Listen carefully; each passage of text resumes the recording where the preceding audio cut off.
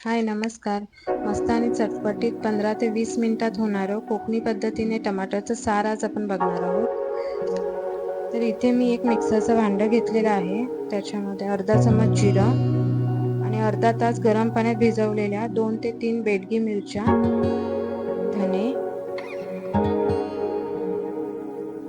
ओलं खोबऱ्याचे काप, छोट्या आकाराचा कांदा मी असा उभा चिरून घेतलेला आहे, आल्याचे तुकडे आणि 7 ते 8 लसूणच्या पाकळ्या आणि 2 टमाटर. तर हे मी मिक्सरला फिरवून घेते.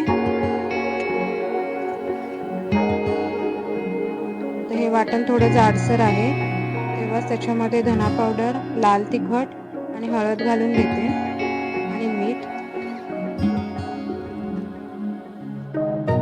चवीनुसार घालायचं.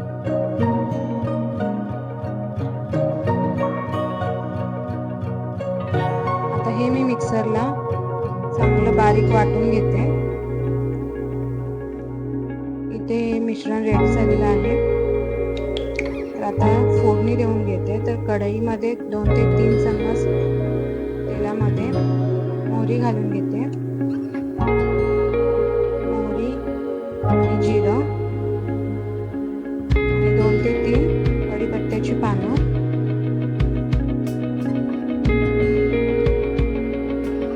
आता त्याच्यामध्ये मिक्सरला वाटून घेतलेलं वाटण आपण त्याच्यामध्ये मिक्स करून घेते. चांगलं तेल सुटेपर्यंत हे मिश्रण भाजून घ्यायचं.